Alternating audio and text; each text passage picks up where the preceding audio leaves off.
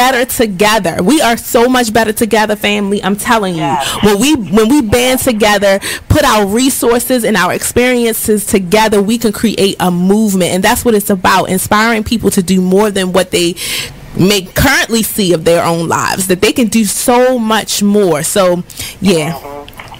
You are exactly right. The Inspired Radio Show. Tune in every Wednesday from 7 to 9 p.m. Here's what you missed on Salacious Life Radio. You know, when it comes to your children, especially if you're dating someone that you actually like, you do want it to. You are listening to BeExposedRadio.com.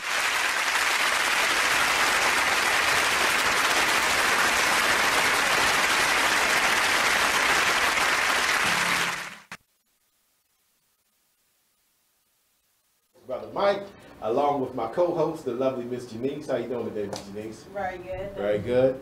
And as usual, we have our team member with us, Miss Samantha Glam by Sam Dennis. How you doing, Miss Dennis? You tired? I'm so tired. It was a long day yesterday. Yeah, I feel like that's what set me up for failure. I'm just so tired. It was a very long day.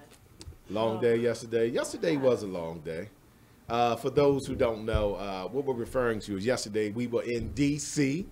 Black Body Man made it into D.C., so we was at the Black History Arts and Beauty Expo in Washington, D.C. Shout out to Southeast. Shout out to Rick Washington and Mr. Royal Heights. So, yeah, we went down and we was in the building. You know, we set up as a vendor as well as being the Black Body Man radio show, and met some people. We enjoyed a wonderful fashion show. You know, seeing the young designers, which I thought was great. You know what I mean? Because all those designers were very young. They were millennial designers, and they're new in the game. And I thought they did a good job. How'd you guys feel about the show? That was my favorite part. Was the fashion show. Was the fashion show? Yeah, the fashion show was good. Fashion show was awesome. Check it out on the Black Body Man page on Facebook. I put up a video showing a little bit of the fashion show. I'm not sure if I put it on the radio show page or not, but if not, we will definitely get it on there. But yeah, it was a good time. I think what I liked the best was that BBD was in the building. That's what I liked the best. So we set up shop and we had a booth. We sold some T-shirts and wristbands, met some people, did some networking. Bought some stuff because we live by conviction. So we was down there buying things from other black vendors. And it was just great. Like, DC, thank you. You know, it was a warm welcome. You know, everything was Gucci. My favorite part was the entire atmosphere. Just networking with the other black entrepreneurs. I thought it was great. Everybody was friendly. Everybody was respectful. And everybody was happy to be there. Everybody was happy to be there. I was just telling Nate that one of the things that I was impressed with, because I'm a stickler for this, is the patience that everyone showed when, you know, the show didn't get started when we thought it was going to get started. You know, it was some things where the people who run the building dropped the ball. You know, they didn't have the floor the way we needed it set up, and the tables weren't readily available. And I just expected, you know, people to start losing patience, because, you know, black people, we have a low tolerance for each other. You know, when something's not right, it's just like, oh, I'm not coming here no more. You know what I mean? So I was real impressed that everybody was like, no, you know what I mean? Because it was their third time doing it, right? So each time things get better and better. And so it was just a slow start. It wasn't anything negative. It was just a slow start. And slow starts happen, you know, when you do events. You know what I mean? Everything's not going to go according to plan. So it was a slow start. But that slow start, in my opinion, it gave every one of us time to meet the other people. We got to meet the models. We got to meet the designers. We got to meet the other vendors. We all set up at the same time. It was just all black love for me. It was all black love. This is how black people are supposed to act. You know what I'm saying? Big up to DC. Shout out to Southeast and the Arc West Black Box. It was lovely. I definitely felt a different way. So it was definitely love. It was definitely wonderful. Like, I personally felt a whole different vibe. Yeah, it was nice. I've been to events, but this one, I felt a whole different vibe from it. So. And I loved how Mr. Royal Heights, every time it was a little bump in the road, You know, he's on the microphone like, you know, just bear with us. You know, we gonna get it. You know, we gonna have the DJ play y'all a little bit of music. You know, Everybody keep you was calm. jamming. Everybody was grooving while, you know, they was dealing with things. You know, because they were young designers. Yeah. You know, so you know, it was their first shot, but I thought they did an awesome job. I thought the coolest part was, even though it was like an art show, it still had that undertone of supporting black business. I thought that was like a major theme, and I was like, this is pretty cool. This is nice. Yeah. It's nice. A whole bunch of vendors, you know what I mean? Black vendors who are trying to make it in this world, you know, as business owners and, you know, teach entrepreneurship. You know, we've seen it in action. I thought it was great when Mr. William Murray got up, who's a self-made millionaire, right? And he explained how he was in the position of all the rest of us, standing out on the street corners with his little table and, you know, being a vendor. And that's how him and Mr. Royal Height met.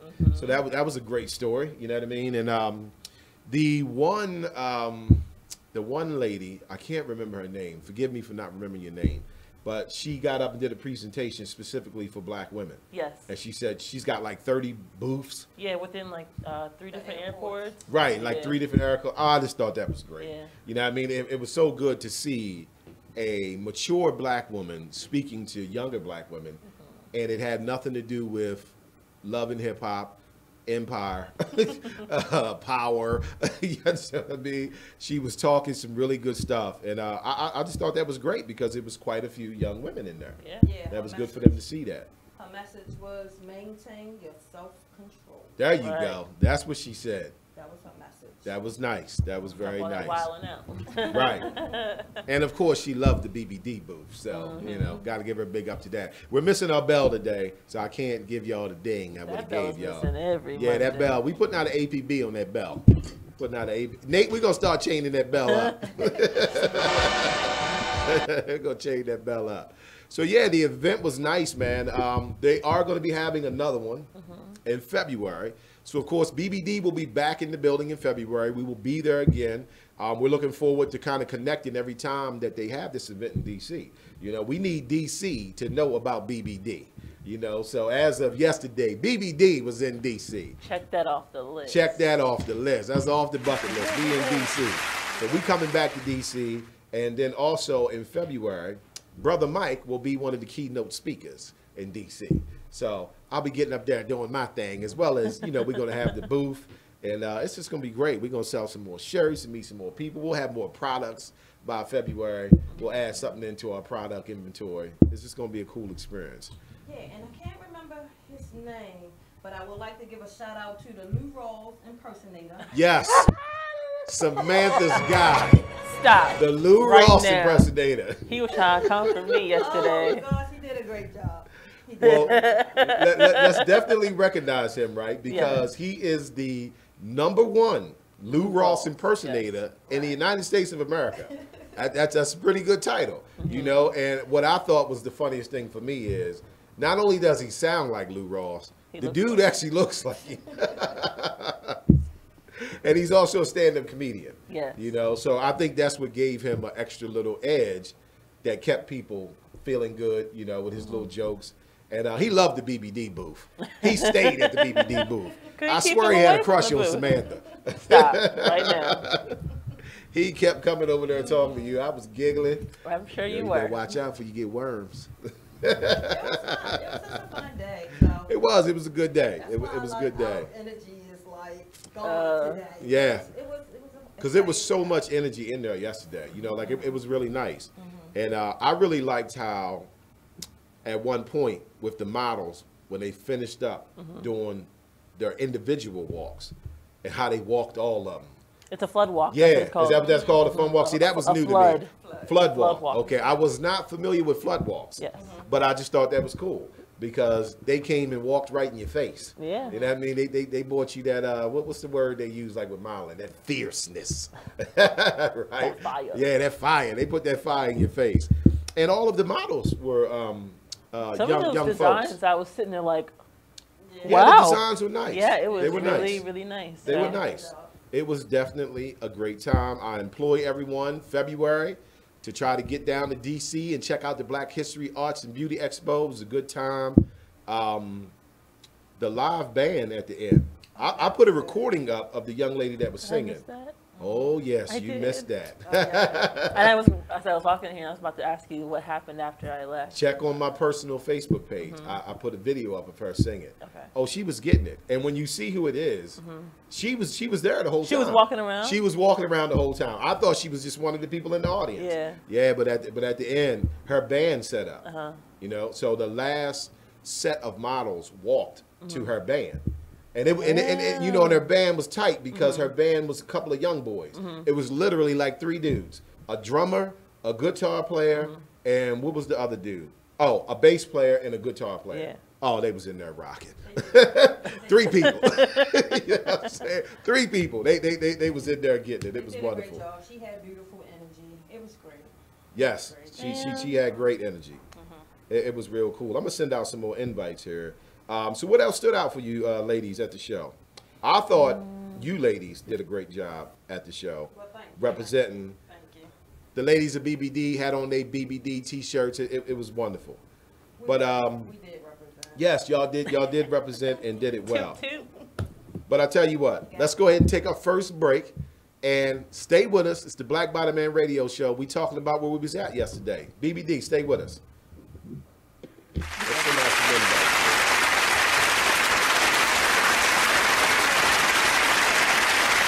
Hey, what's up, everybody? It's Monty from Talk Lately. I want y'all to sit back and listen to this flashback. We be tripping. I mean, really, but I mean, he might have. I got him maybe jacking her up. The kids said he did it. But this is Floyd Mayweather punching her head repeatedly, and like she doesn't have like brain damage. No, she didn't have brain damage. I don't think he was hitting her like that. Or he probably was like, say something else. Say something else. That he probably wasn't like tagging her. Right. He probably was just like, and the kids was like, Daddy, Daddy, Daddy. Why do they have the accent? Why? Why do his kids have the accent? I just pictured them looking like African.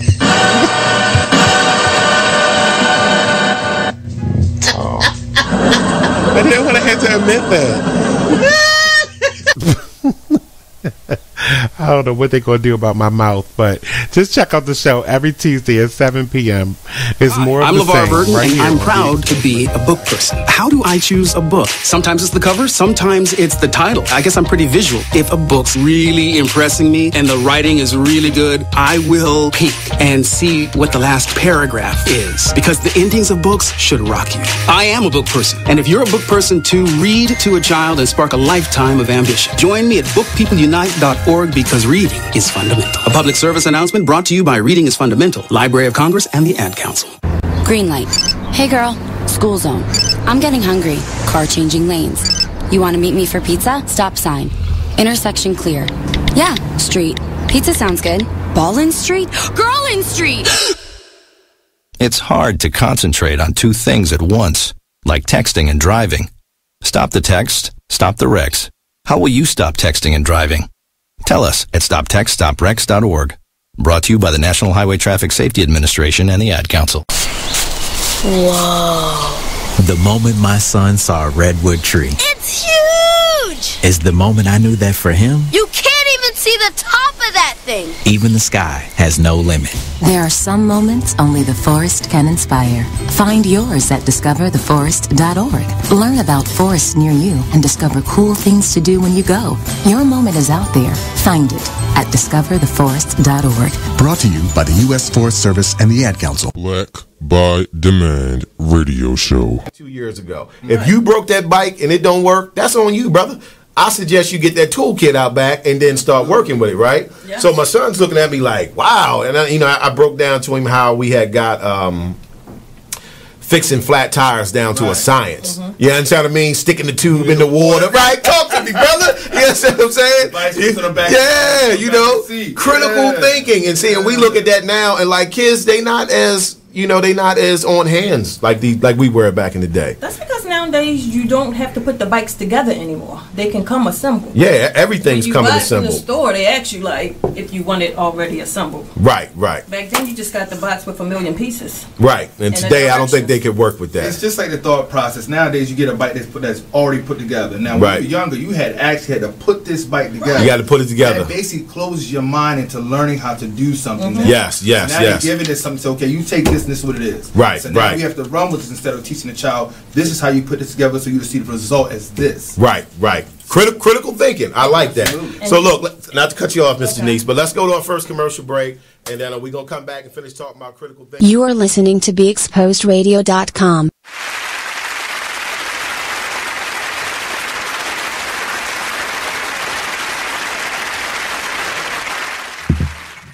All right, so welcome back. Whoop. Sorry. I'm losing my earpiece. All right, welcome back to the BBD Radio Show. So, for those who missed it, we were talking about the event we did yesterday, which was the Black Arts History and Beauty Expo in Washington, D.C. BBD was in the building. So what else stood out for you ladies? Anything else? Just all the unity. I just appreciated all the unity that was there. All the unity? Yeah. All the love everybody was showing. It was great. It was good unity. That stood out the most to me. It stood out the most. The unity. I loved everybody's patience. I loved everybody's energy. Everybody was going to each other's booth. It was a good vibe. It was a good vibe. You know, like I think I only seen like one booth where I felt like they weren't like really interacting too much. And of course, I'm not going to call out the booth. You know. You're not? No, I'm not. You're no for throwing shots. No, we ain't going to fire no shots today. They just weren't as active as everybody else. Like I didn't actually see them get up and go around. Like I seen, I guess, the husband, you know, going around a few times. But everybody else was pretty, you know, like, hey, you know what I mean? What you guys got going on, you know, so forth and so on. Everybody was energetic from the time they got out the cars yesterday. They got out the cars in the parking lot. They was walking around introducing themselves. Yeah. What's his name? Adrian, the entrepreneur. Oh, was that the guy? Was he the one that set everything up? Fashion show. Yeah. The one who was in charge of it all. Yeah. Yeah. Because he came over off the rhythm, was like, hi, I'm Adrian. Oh yeah, he was on the microphone at the end after the band singer got done doing her. She did like 2 or 3 songs. And then he got up there and grabbed the microphone and just, you know, basically was just cutting up. And the band was just rocking, you know, letting him do stuff. He didn't really know what to say, or he just was just, you know, having fun. And then, of course, I don't know if you missed when Mr. Royal Height did his song, Black Lives Matter. Oh, yeah, that was good too. Right, that's a good song. Yeah, he wrote that song. So he did that song, and they have a dance that goes along with it. So he had the guy up there doing the dance. And he's like, this is going to be the new line dance. You know, the Black Lives Matter line dance. I'm like, okay, Mr. Height. Did you get up? I wasn't familiar with it. I think he was just demonstrating it. Nobody actually did it. There was the first time he publicly demonstrated it. But the guy he had doing it, he was hitting it. Looked a little complicated for me, but I'm old, so a little too many steps. All right, so yeah, so if you guys didn't know, like I said, we was down at the Black Arts History and Beauty Expo in Washington, D.C. Shout out to Southeast. So we will be there again in February, and we'll keep you posted. We'll let you know what the date is once it gets set in stone, and you guys can come out and support us as well. We gave out free wristbands to everybody who came to the booth. I actually went around and just was handing out wristbands. And did y'all peep when I pulled the old church or auditorium move on people? I went to the end of the row with a stack of BBD postcards. It was like, here you go. Can you pass one of them down to everybody? They was like, oh, okay. You know what I mean? Passing them down. So everybody in there got a BBD postcard, you know, because you got to take advantage of situations. It was an audience. You know, think about it. If you sit in the audience and someone comes to the edge and you're the one sitting there and they're like, hey, can you take one of these and pass them down? You just be like, oh, okay, you know. And that's how I got it in everybody's hand. But see, that's what I'm saying. They had no problem with it. No, they had no problem with it. It was wonderful. It actually caused them to come to the booth. They came to the booth. I was happy with the response that we got from the T-shirts.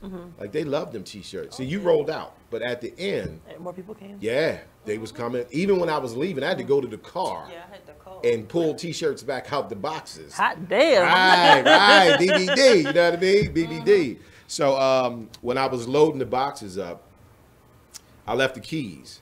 And even though, you know, we's where we's at, but it's Southeast D.C., so I had to leave the box there. So the young guy that was out front sweeping, I asked him to watch the box while I went and got my keys and got the other ones. So he did it, and I went down and got the second box, and then I realized I still didn't grab the keys. So I'm like, man, I hate to bother you again. Now can you watch 2 boxes? He's like, all right, you good. Go ahead, Unc. You know what I mean? I'm like, cool. So after I got the boxes, I came back up and gave him a couple wristbands. And then I gave him a free T-shirt. Now his reaction was priceless, you know, because I gave him the T-shirt, right? And he was like, "All right, thanks, Unc, I appreciate it." He's like, "Yo, this joint is hot, yo." I said, "Thank you." He's like, "Yeah, I didn't even know what," but he thought I just gave him like a T-shirt with, you know, something crazy on it. He looked at it, he was like, "Yo, this is tight." I said, "Make sure you rock that." You know what I mean? Tell your boys go to blackbytheman.com, get you one. So BBD's in DC. You know what I mean? He's in DC. So yeah, it was good.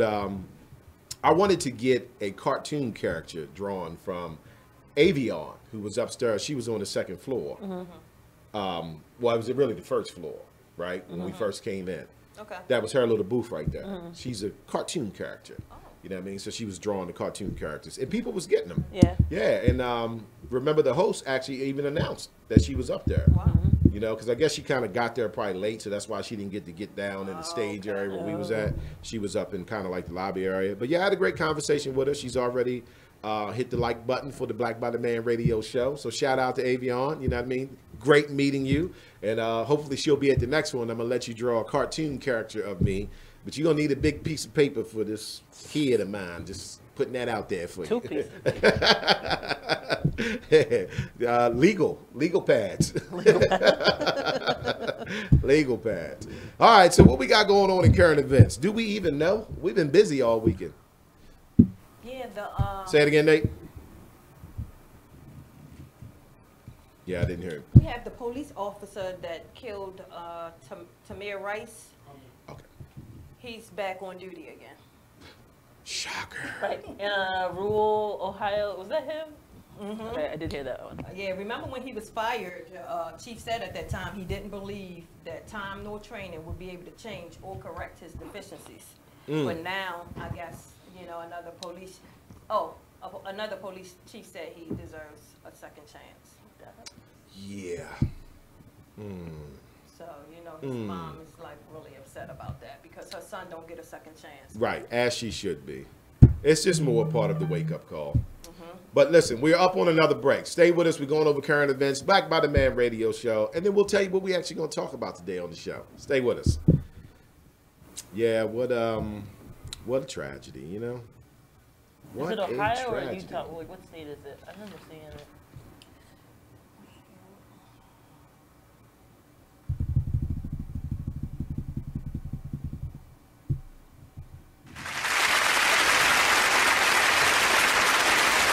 You're now listening to BeExposedRadio.com. Check out this fire flashback. We need to relearn what it is to be these bosses and how we conduct ourselves as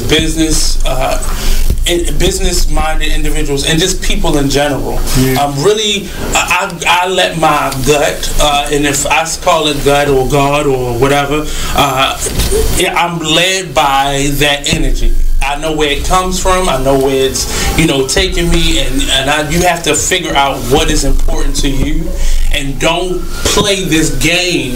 It's a game that we've learned to play, this chess game, and life is not a chess game. Life is real, bones, flesh, blood, decisions. Make sure you check out the Artist Exchange Show every Monday and Friday at 2 p.m. only on BeExposedRadio.com. So, Jacqueline. Yes, Mom? I wanted to talk to you about something, and... Oh, wait, hold on. I just got a text. Oh, there's another one. Wow. Busy me. So, anyway... Oh, wait, Mom. I just got a message. My friends keep commenting on my comment. Oh, there's another one. So many comments on my comment. Oh, I can't wait to watch TV tonight. Playoffs! Hey guys, check out my new video game. Pew, pew. Wait, Mom, what? Huh? What? Hold What'd you say? Wait a second, what? This weekend, unplug. Take your family to the forest. There's nothing in the world like experiencing nature firsthand. Trees, paths, bluebirds, streams. Getting closer to nature can get you closer to your family. To find the forest nearest you, go to discovertheforest.org. Brought to you by the U.S. Forest Service and the Ad Council. Keyboard Cat, Hamilton the Pug, and Toast Meets World. These are some of the internet's most beloved pets. With millions of YouTube views, shares, Instagram likes, followers, and fans across the globe. But what do all these amazing pets have in common? Their stories started in a shelter. Start your story. Adopt a dog or cat today. Visit theshelterpetproject.org to find a shelter or adoptable pets near you. Training that pet to play the keyboard? Well, that's entirely up to you. Visit theshelterpetproject.org and hear more about Hamilton the Pug, Toast, and Keyboard Cat's amazing adoption stories. Start a story. Adopt a shelter or rescue pet today. Your perfect pet is just a click away at theshelterpetproject.org. A public service announcement brought to you by Maddie's Fund. You are listening to BeExposedRadio.com. Check out this flashback from It Is What It Is radio show. Paul he was chilling. He was doing his thing. Y'all, you feel me? Love y'all family. You know what I'm saying? And like for him to be taken away from you, snatched away from you, just like that. You feel me? It's like damn. Another good one gone. You know what I'm saying? Like why you taking the good? You know what I'm saying? You always end up asking like why. And that's like again, it's a lesson that it's a test of faith. You feel me? Gonna take you through these tests. You feel me? You're gonna go through these little phases in life, yo. You know what I'm saying? You are listening to BeExposedRadio.com.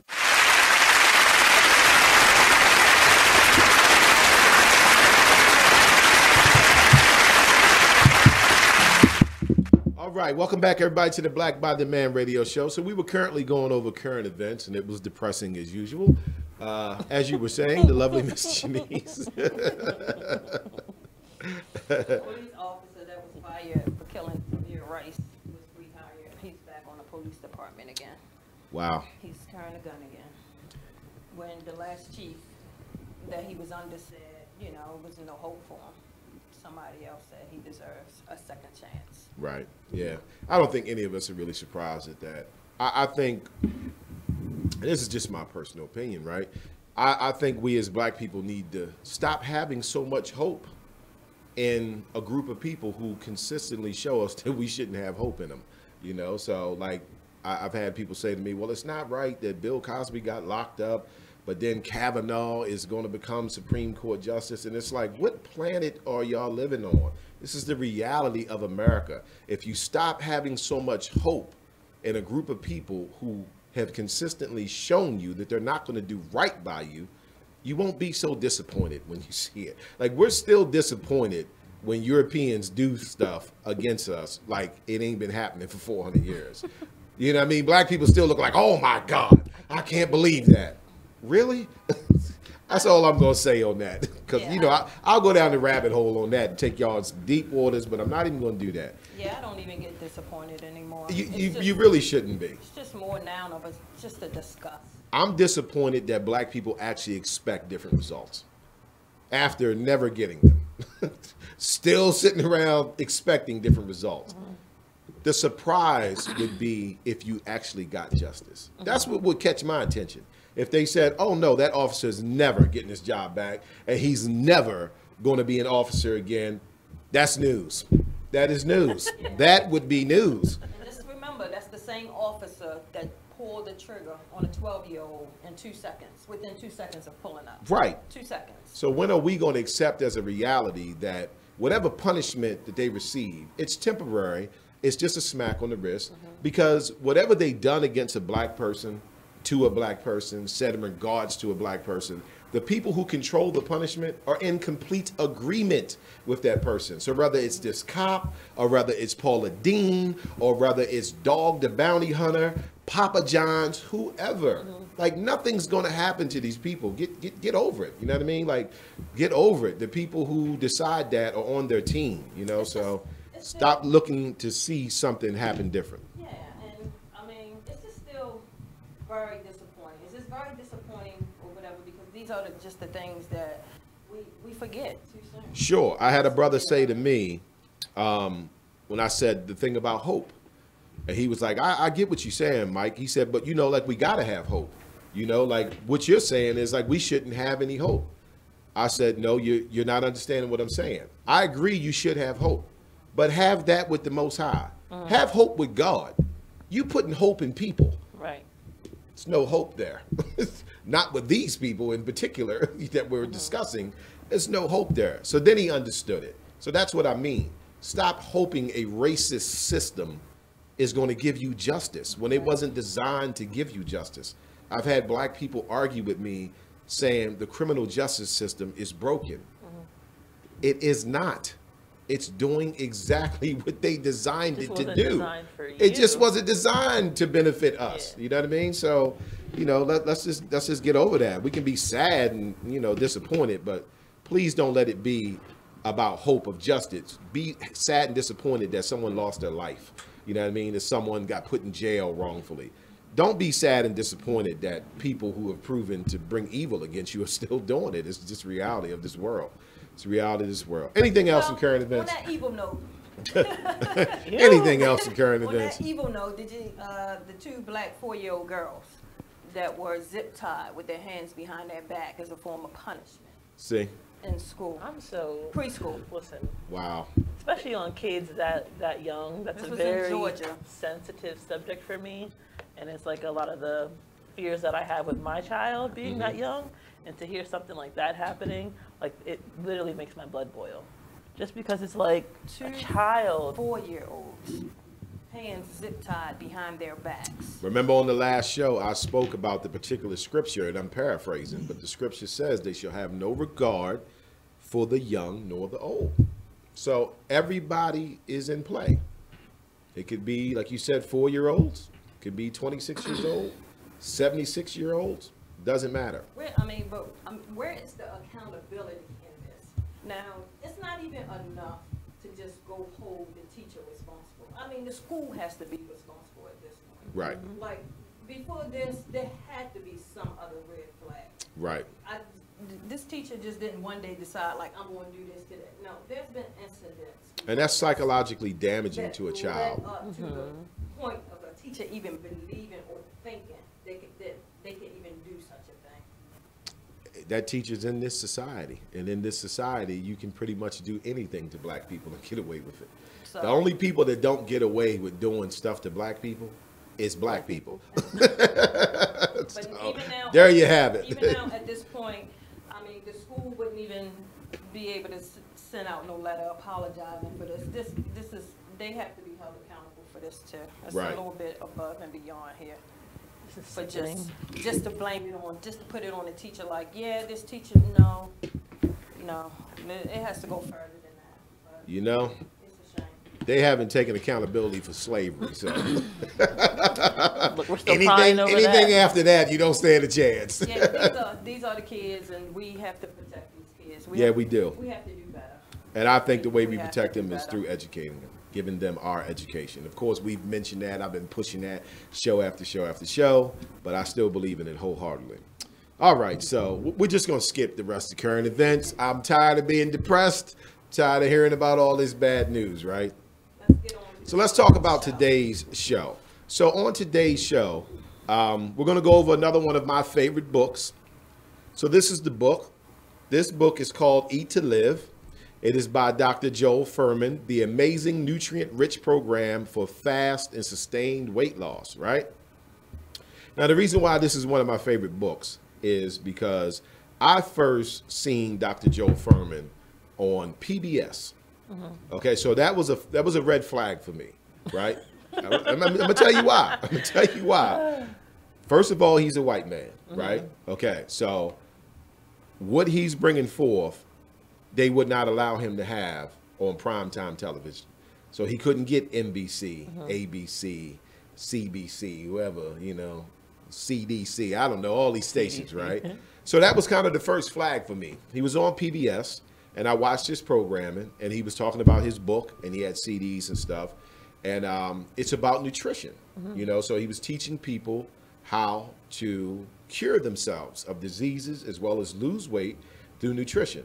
And he explained during the programming, and this was over like 10 years ago, he explained during the programming that he was paying for that out of his pocket, right? And he was like, because they're not going to let me put this information out there. Now, he's a doctor. He's actually a family physician. So when I see situations like that, that makes me consider that what he might be saying could be true. You get what I'm saying? Because if you are speaking that type of truth that is going to help people, they're not going to want that on the primetime stations. So he had to pay for that himself on PBS. So watching him on that program is what convinced me to get the book. This is the book again, Eat to Live. And this was kind of like my first detailed introduction of how food impacts our lives more than what we think. Now, the reason why I'm doing it for this show is because we as Black Americans are the sickest people in the country. And I'm not meaning mentally sick, even though mental illness is a part of it. But, you know, we're physically sick. You know, we lead in diabetes, heart disease, stroke, cancer, the whole nine. And majority of that, if not all, is coming from the food. So I learned that many, many moons ago. And I always go back and refresh the books that I've read. And you know what I mean? I'll do further research to see if the internet has other info on it. So I thought today this would be a good show. So again, this is a good book for those in the audience today. If you're interested in learning about nutrition and how to actually save yourself, this book will tell you how to reverse diabetes, heart disease, the whole nine. And the reason why it's so important for us, because I'll read this to you, right? According to the CDC, which is the Central for Disease Control, the leading cause of death amongst African Americans, Black Americans, is heart attack, cancer, and stroke. And we've been fed some lies about it being hereditary. Right. So when you look through your family tree, you know, your doctor can say to you, well, you have heart disease. Do you have a history of heart disease? You say, oh yeah, my uncle died of a heart attack. My grandmother passed away of a heart attack. He says, okay, it's hereditary, it runs through your family. Brother Mike is telling you that they are lying to you, okay? It is not hereditary. It does not run in your family. What is hereditary and runs in your family is the eating habits, okay? Soul food, we can start there. I love it. We love it. Is it healthy? No.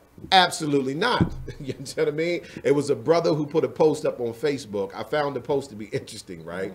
The post said, only Black people go to a funeral and feed everybody the same food that put the person deceased in the casket. I said, oh, that is so deep.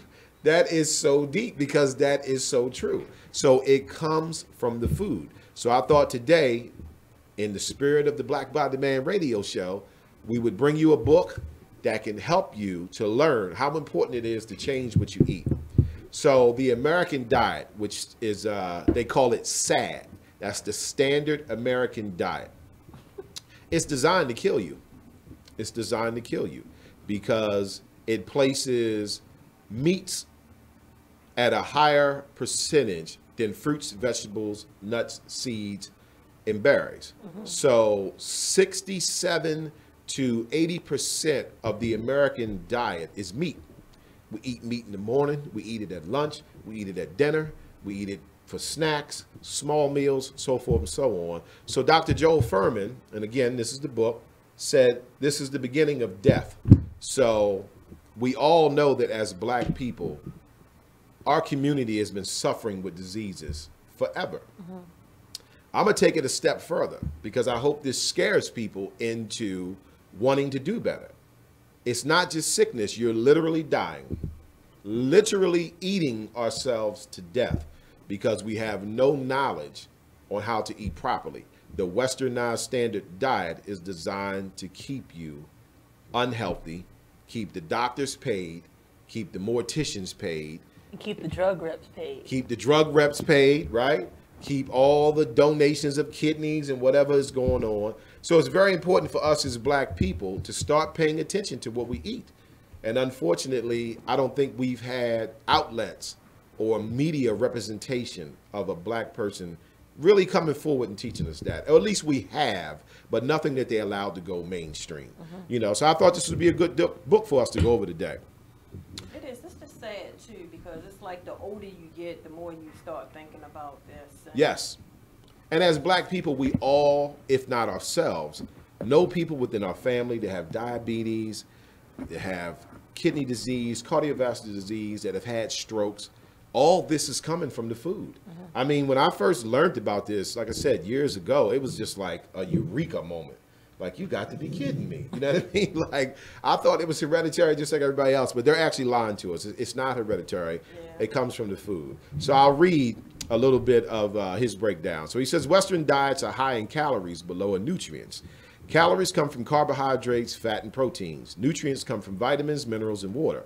We need both to survive. Calories give us energy, and nutrients are essential for health. The problem with the American diet, many Western diets, is that they are very dense in calories but poor in nutrients. The reason is not that nutrient-dense foods aren't available. It is because most people prefer junk food like pizza and burgers over fruits and vegetables. Statistics show that the average American gets 62% of calories from processed carbohydrates, 25.5% from fiberless animal products such as dairy, and just 5% from vegetables, fruits, potatoes are excluded. Okay, so if you look at those numbers, the things that we need the most to keep us healthy, which is fruits and vegetables, represents 5% of the American diet. The thing that will keep us the most unhealthy and create diabetes, arthritis, cardiovascular disease, stroke, is protein from meat and dairy products. And the average diet has over 62% of that. And this is why Americans in general are overweight. You know, like, America is an overweight country compared to the countries of the rest of the world. You know, like, that's kind of like a joke from the other countries. They're like, oh, the fat Americans, right? that's what they say, you know, and this is what that comes from. So my first question is, how do we as Black Americans feel about eating vegetables? Exactly. I can answer for myself, but I can't answer speak for yourself. For myself, my mom has always, we never really ate out. So being raised on like a well-rounded, like, I guess, diet or meal plan or whatever you want to call it, vegetables isn't that big of a deal. Not big of a deal, meaning we eat a lot or we don't eat a lot? No, we do eat a lot. You do Especially eat a now, lot. so like my mom and my dad have both given up meat, so that's all. Say that again. Both of my parents have given up meat. Right. So as a household, we don't really cook with meat. That's a wonderful thing. Everybody's going to live longer because of that. You know, and as everybody knows, I've been a vegetarian since last year, you know, so I've lost like 40 pounds. I feel better. My bones don't ache like they used to. I eliminated meat. You know, if I feel froggy, I might eat a salad with a couple pieces of chicken in it if I'm feeling froggy, but it doesn't really happen that often. But eliminating the meat has done a lot for me, you know what I mean? And everything's better. Cholesterol, blood pressure, you know what I mean, the whole nine. So the meat plays a big role. Now, I know that's a tough pill for Black people to swallow. They can't imagine not eating meat. But I'm saying it's life or death. You know, like, the way I look at it is, you may not do away with meat completely forever, but you need to at least take time out to detox from that meat for a while. That's what I do. You know, and then once you get your system in a better state, then you might go back to sneaking in a little turkey sandwich here and there, so forth and so on. But look, stay with us. We're going to take another break. We'll be back. Black by the Man Radio Show. We are talking the book Eat to Live by Dr. Joe Furman. We'll be back. You are listening to BeExposedRadio.com. You use Tearless Baby Shampoo because it's gentle on your baby's eyes. You make sure his toys don't have any sharp edges. You always test the bathwater to make sure it's not too hot. You taught her what to do when the smoke alarm goes off. You make sure she wears a helmet when she rides her bicycle. You put on his sunscreen, even when he's embarrassed his friends will see. You do so much to keep your child safe. But are you using the right car seat for your child? Is your child facing the right way in the car seat? Is the seat too big or too small? How do you know when it's time to move your child into the next type of seat? Car crashes are a leading killer of children ages 1 to 13. Protect your child's future at every stage of life. For information on the right seat for your child, visit safercar.gov/the right seat. That's That's safercar.gov/the-right-seat. A message from the National Highway Traffic Safety Administration and the Ad Council. Why is Connor having trouble focusing in school? Having trouble finding Connor's middle school? Would you like directions? No, why is Connor having trouble focusing in school? Finding lowest airfare to Istanbul. No, I'm tired of fighting with him over homework. Home walk restaurant. Need a review? No, I need help. He's very smart, but his mind wanders. He's disorganized. I think I understand. Oh, good. Finding best potatoes for French fries. No! Russet. Fingerling. Yukon Gold. Why don't you understand me? Sorry, I was trying to show how Connor feels every day. Frustrating, isn't it? Redirecting to understood.org. For the 1 in 5 kids with learning and attention issues, this is what life can feel like. Explore understood.org, a free online resource about learning and attention issues, designed to help your child thrive in school and in life. Understood.org, because understanding is everything. Brought to you by understood.org and the Ad Council. You are listening to BeExposedRadio.com.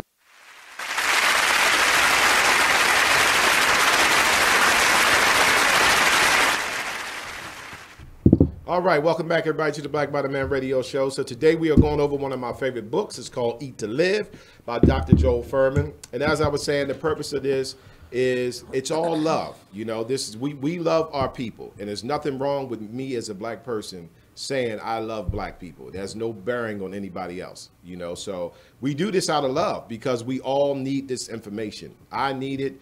Everyone needs it, right? So we are out here being sick behind all kinds of things, and they're putting us on all kinds of pills and medication. You want to hear a scary statistic? This is scary. 90% of black people are on some type of medication. Do we honestly think that's an accident? It's not. I'm telling you, it's not. So today we are here to show our love and help save you, as well as save ourselves from disease and death, which plagues us. You know what I mean? It plagues us. So this is a great start with this book. I've done a show on Dr. Sebi. I actually knew about Dr. Joel Fuhrman before Dr. Sebi. And I was intrigued when I started learning about Dr. Sebi because it matched so much of what Dr. Joel Fuhrman had already said, you know, which just further, you know, proved to me this is on point, let alone everybody's got, you know, cases of people that they can prove this. Well, even with the vegetables, I know a lot of people might be like, you know, we eat a lot of vegetables, but don't you take like the nutrients or what you really need out of it when you overcook the vegetables?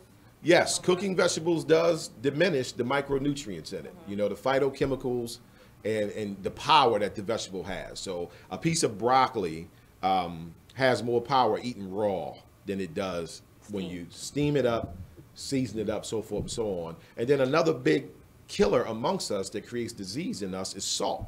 And it's not just salt. Like when I say to people, you know, you have to fall back off salt, right? It's not just your salt shaker. It's the foods that you eat. You literally have to read the ingredients. And when you do, you'll see it has a high sodium content. That's the stuff you want to avoid. Like most of our salt intake is not actually coming from us salting food, because you only do that ever so often. But imagine salting your food, right? And you didn't even know it already had 36 grams of sodium in it. So I know it's not good to get the canned vegetables, but what about the frozen ones? Or is it best just to get raw? Good question. Canned vegetables are not as good as frozen. Frozen is not as good as fresh. You should always push to get fresh vegetables. You know, and I didn't know that. I learned that years ago. You know, like fresh is regarded as being like more expensive. You know, people will say it's more expensive, you know what I mean, so forth and so on. It's really not. It's really not. Like I've seen people take charts and break down buying, you know what I mean, canned vegetables, frozen vegetables versus fresh. The fresh vegetables are just as cheap, but they programmed us not to think that way. Now, the thing with the fresh vegetables is because they're fresh veggies, they got a shorter window. You got to use them, right? You can't throw it, you know, it's not like frozen vegetables, throw it in the freezer, you know. Now, you can take your fresh veggies and freeze them, you know, if you want to take out time to do that. But because there's no preservatives or anything involved with it. But this is the only way we're going to stop ourselves from being on blood pressure pills and having strokes, so forth and so on. We got to have an education on how this stuff happens. So the first part of the education is to understand that the medical community is lying to you. Your cancer is not hereditary. Your high blood pressure is not hereditary. Your stroke, your heart disease that your uncle had, your aunt, your grandmother, it is not hereditary. It comes from the food that we eat. Black people in particular is soul food. You get what I'm saying? So this fried foods. This kind of goes back into the show we did last week when we was talking about the time management. So, you know, when we preparing the kids' meals or our own now, we have to take a little more time to, you know, do the fresh vegetables versus trying to find a quick, easy out. The American diet has proven in school systems, and this is both black and white and other minorities, that they have 10-year-olds that already show signs of pre-cardiovascular disease. No, that's true. Right. Yeah. And it's crazy just for me working in a pharmacy and seeing some of the drugs that are going out to these kids. Right. On blood pressure medicine at like 7 and 8 years old. I'm like, what is going on with this world? Right. And that's not really surprising nowadays because, you know, most of the time with the women cook, not just women, but, you know, the ones who prepare the meals the most in the house, like it goes back to the time management. They're running out of time. They're not able to prepare meals like they used to for their children. Right. So now the children are left to eating more fast food now than ever. Yes, it's even in our children, and it's because our children are being fed the same things that we eat. So our bad eating habits, we're passing down to our children. And the school system is supporting it. They feed them milk every day. Milk is horrible. Milk is a pus-filled, you know, germ-infested liquid that's only meant for baby cows. You know, like a human should not be drinking milk. That's just the reality of it. Dairy, milk, cheese, you know what I mean? All that stuff clogs your arteries up. It's disturbing to know that kids are on medication. You get what I mean? So we got a comment from Mr. Sugar Dennis. What's up, Sugar Dennis? For those who don't know, that is Miss. That's my deity. That's right, Miss Glenn by Sam. That's her deity. So Mr. Dennis says we eat too much. Absolutely, we do, and I didn't know that. You know what I mean? Because you know, we eat the way we eat, right? But we really do eat too much. I remember when I first started becoming more conscious about what I ate. Breakfast is where I started at, right? Because I knew I couldn't just jump up tomorrow and be like, I'm done with all this, right? So I kind of took it one meal at a time. I started with working on doing better with breakfast. Let me tell you, that was a challenge. I literally did not know what to eat for breakfast if I wasn't going to eat a bowl of cereal or some bacon and eggs. You get what I'm saying? Some toast, some pancakes, some waffles. Like, when I thought about eliminating all that, I'm like, well, what the hell am I going to eat? And that's the struggle. When you give up a lot of the things, you can't just run to a restaurant and be like, oh, I'm going to get this. You got to pre-plan all your meals out so you know what you eat. Right. You actually have to start thinking. And as much as it can seem like an inconvenience to us, it's your life that's at stake. Yeah. That's the real deal. You know, like BBD Radio Show, we're here to tell you the real deal because of the love we have for our people. We want to save ourselves as well as saving y'all just through education of food. So it starts with the food that we eat. We are literally dying. The medical community is not going to say that. They're just going to say, oh, just take these pills. And then the pills, don't even get me on that. Like, that's not making stuff better. You know, it puts us in, you know, even worse situations. But yeah, I started with breakfast and I found it to be a challenge. What am I going to eat for breakfast if I don't eat the normal stuff that I eat? Gotta get creative. Got to get creative, right? But I tell you what, stay with us, and I'm going to give you some ideas on what to eat for breakfast. Black by the Man Radio Show. We saving lives today, y'all. Join the Just a Bit Outside crew every Monday, 8 to 10 p.m. on BeExposedRadio.com. You want to start off? I think I'll get it out of the way on a who's not. Okay, do it. The Orioles. Right. They got swept by the Royals. They lost 4 in a row, and the last 5 games have all been decided by 1 run. The game before, or the last game that they lost before the Royals was the Nationals, and it was Weeders, of course, won with a home run. Hit the home run. Right. They were going into that National Series. It seemed like they were doing so well, and just they just crapped out. They got that game postponed, so who knows when they're going to replay that or play that game. That's my first not for the night. Okay. Okay, I'm going to go ahead and weigh in on my who's not, and I'm going to talk about the San Diego Padres. The Padres. That's okay. You just took my answer. They're in last place in the NL West. They've lost 8 of their last 10. Their run differential is a negative 65, which is just horrible. So when you have well, let me just talk about run differential a little bit. It's kind of like the how much you're winning or losing your games by, pretty much. Yeah. Okay. It's like the margin of victory, kind of. Right. So when you're in a negative number, that means that then your average game you're losing by a whole lot.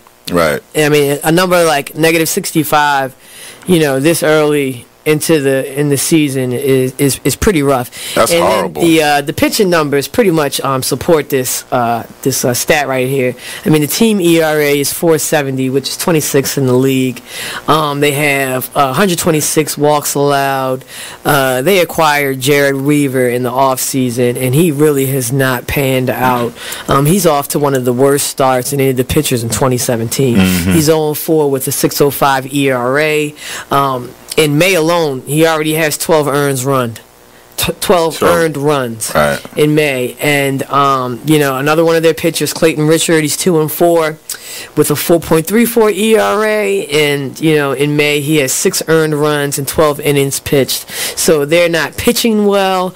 And on top of that, they are also not batting well. Right. But it kind of sucks because Manuel Margot. You are listening to BeExposedRadio.com.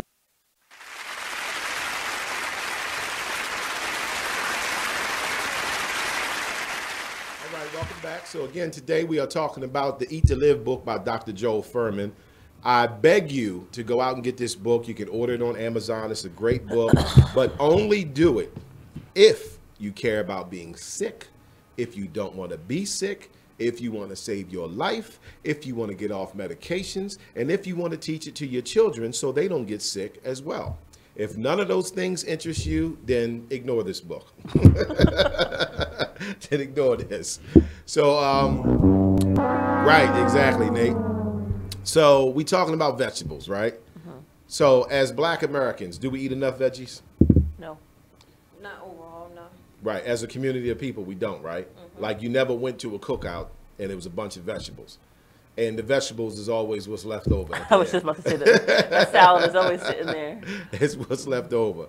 So one of the things he teaches in the book is how important vegetables are, right? And he focuses on letting you know, for those who want to lose weight, you do not have to focus on losing weight. See, the American society makes you believe you should focus on losing weight, but you don't have to focus on losing weight. According to Dr. Joel Fuhrman, which has been proven to be true, you have to focus on eating healthy. When you begin to eat healthy, this body that we have, this temple that was created by the Most High, it's beyond our comprehension. It can do things that we don't even know it can do. So if you start treating your body right, eating properly, beginning to exercise, and I'm aware it's easier said than done, right? Especially with people's schedules and whatever. But when you're looking at life or death, you're going to have to find a way to get it done, right? But if you eat properly and exercise, your body will naturally regulate its own weight. I had never heard that in my life before. This man says, listen, you don't have to worry about losing weight. All you have to do is start taking care of yourself and eating healthy. Your body knows how much it wants to weigh. And it's not the weight that you currently have it at. But if you start treating it right, it will reduce it on its own. And you don't even have to focus on losing weight. Now, how beautiful is that?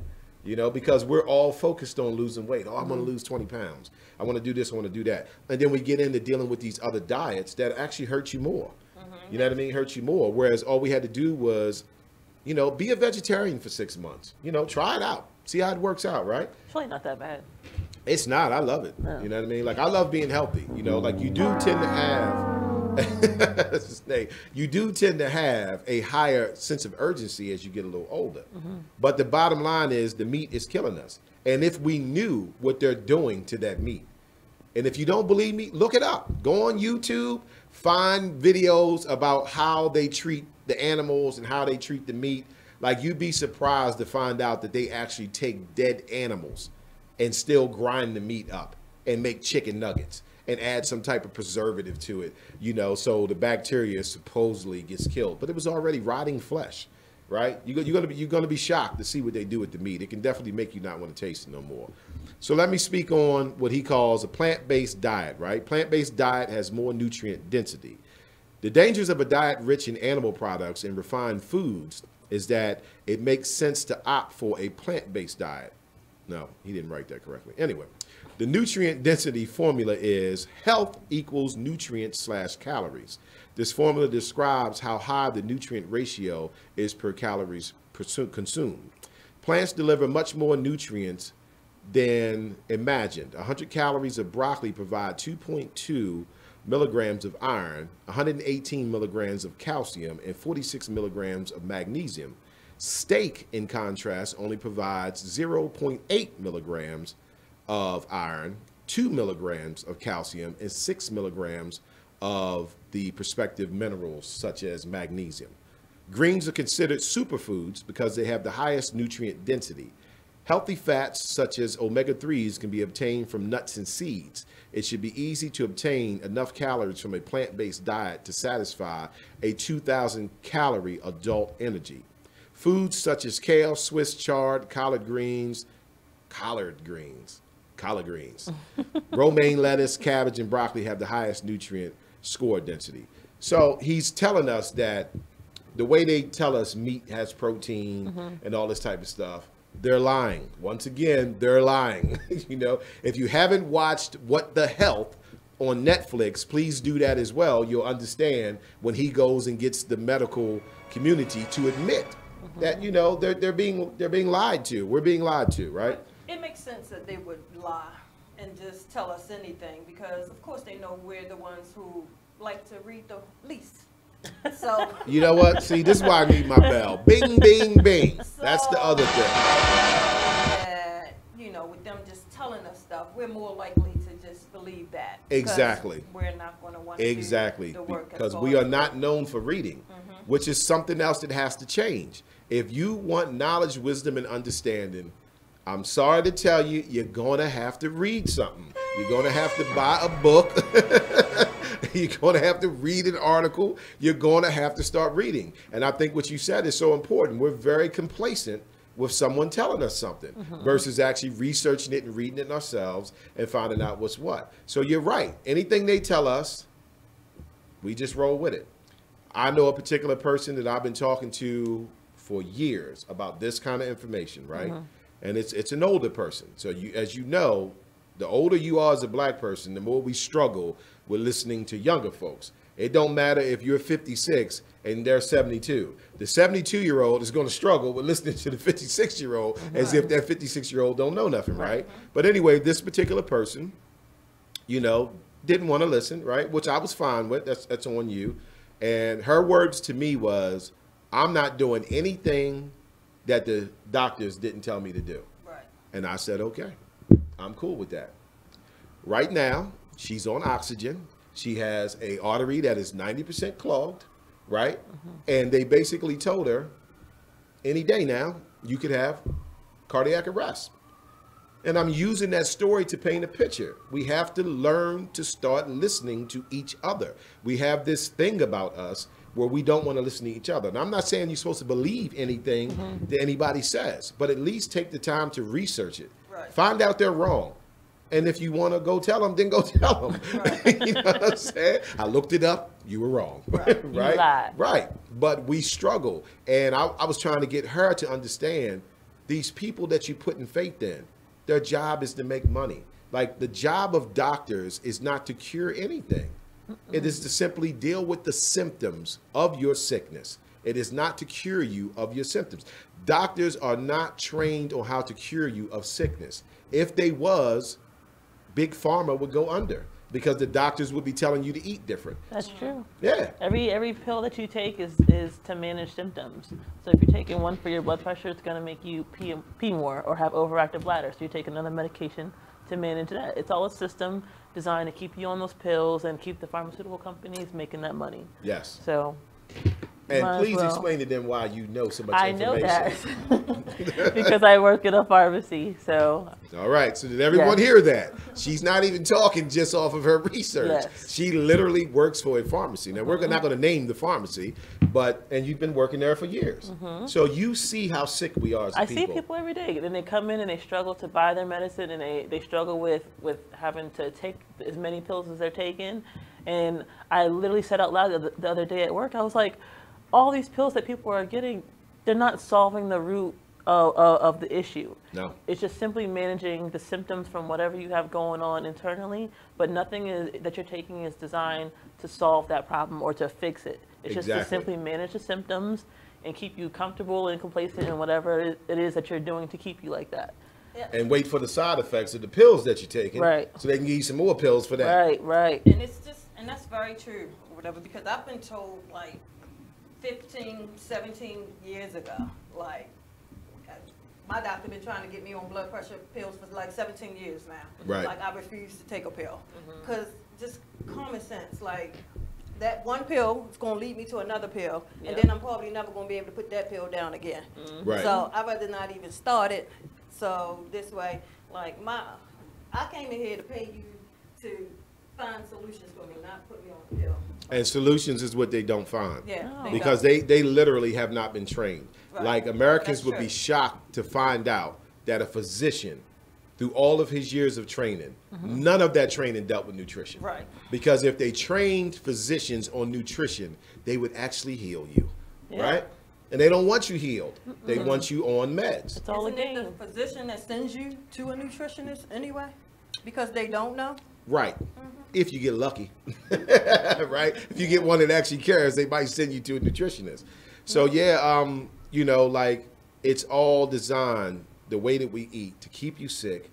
And black people in particular suffer from it more than anything. Now, there's a rhyme and a reason for that, and I'll save that for another show. But today we just want to give you the understanding that you cannot keep putting your faith in a system that's not designed to cure you. It's designed to deal with your symptoms. So if you have a headache, right, I'll use that as an example. If you have a headache, no one's telling you what to do to not get a headache. The symptom of the headache is pain. Take a pain pill. See? They're treating the symptom. They're not saying the reason why you get headaches is because you need to cleanse your intestines. Everything comes from the intestines and comes forward, right? That's horrible. And that's why with men, when they want to check them, where they go? They go, you know where they go. Right? Come on in and get your prostate exam, right? Yep. Stick a camera up in there, right? So it all deals with the intestines because it makes sense when you look at it. Everything you eat rests inside your intestines, and then your whole immune system is within your intestines. So everything about your immune system is in your intestines, and you are dumping garbage into your intestines. You know, so that's why I want to share the information, share this book. Again, the book is Eat to Live by Dr. Joel Fuhrman. This is a great introduction into learning how to change your lifestyle from weight loss to reducing chances of cardiovascular disease, eliminating it completely, actually. Diabetes. Like, this guy has got examples in this book of patients that he cured them of their diabetes in 30 days. Now, these are people who were taking insulin shots for the past 25 years. And in 30 days of changing what they ate, he cured them of diabetes. See, but you hear a lot of people who say, like, especially a lot of people that get sick and that are sick, be like, it's don't have nothing to do with my diet. Like, that's the first thing they say. Right, because they trained us not to believe that. You know what I mean? And thank God for people like Dr. Joe Fuhrman, Dr. Sebi. There's another brother on YouTube I implore you to check out. He's called the Minister of Wellness, and all of his teachings are based off of Dr. Joe Fuhrman as well as Dr. Sebi, and he's on the same mission to try to get people to understand we can cure ourselves of these illnesses. We can get rid of that arthritis. We can get rid of the cardiovascular disease, diabetes. We can prevent stroke by understanding what is causing it, because the medical community is going to lie to you and say it's hereditary. That's why it happened to your uncle. That's why it happened to your grandmother. They don't want you to see what you, your uncle, and your grandmother have in common is y'all all from the same family, so you eat the same stuff. You grew up eating the same stuff. We you get what I'm saying? That, you know, black people have a certain diet. You know what I mean? Soul food is a big one. We all love it. But you have to face the reality of what it's doing. You know, the best thing about soul food is collard greens, believe it or not. And then we screw that up by putting pork in it. Shout out to the sisters that use smoked turkey wings instead, right? So I'm just saying, it's very important for us to start having these type of discussions if we want to stay alive and if we don't want our kids going through it, because it's more than just being about us. It's about our children as well. And depending on westernized culture and westernized diets to keep us healthy, it's not going to work. It's been proven that it doesn't work. Like I talk to brothers in the gym, like this one brother in particular, I was talking to him in the gym. This dude was messed up, right? I didn't even know why he was even in the gym. This dude was limping, you know what I mean? Had like a brace on one hand, and I'm looking like, why are you even here, right? So we got to talking, and he got to explaining his story to me, what happened to him and his sicknesses. And he had, you know, the classic, you know what I mean? He had 2 strokes before. He currently had diabetes, and he was at risk for heart attack, right? He was limping because of his diabetes. So I began to tell him some of the things that I know. Check out Dr. Sebi, you know what I mean? Dr. Joel Furman. Let me tell you, that brother couldn't wait to get away from me. You know how you talking to somebody and you can tell they want to get away from you? He didn't want to hear all that. He did not want to hear nothing that I had to say. So at some point I realized it, and I just, you know, was like, all right, bro, well, you know, if you get a chance, check that out. Yeah. But it makes my heart so heavy because the way we've been trained, he cannot see proper information coming from somebody that look like him, somebody that's in Planet Fitness with him. We've been trained. He needs to see that coming from television. You understand what I mean? And preferably somebody that don't look like me. And you just have no idea how much that stops us from growing. Yeah. It does. It stops us from growing. We are literally dying behind not listening to other black people who have a message that could help save your life. But some folks just want simpler solutions. True. True. I would have gave you a bell on that. They just don't want to put in the work. The work. There you go. Don't want to put in the work. That's true. And it does require work. And the reason why it requires work is because you are in a society that is teaching you the exact opposite. It's going to take work for you, like you said, to go get those fresh vegetables, so forth and so on, versus just stopping by, you know, grab some pizza real quick, right? McDonald's, don't even get me on McDonald's. I'm going to say this, and I don't care who's offended. If you are still eating McDonald's and serving McDonald's to your kids, shame on you. That's all I'm going to say. Shame on you, because McDonald's, too much information's been out there. Unless you've been living in a cave, shame on you. I don't care about the convenience or none of that. You are killing your children. Ain't nothing happy about a Happy Meal. No.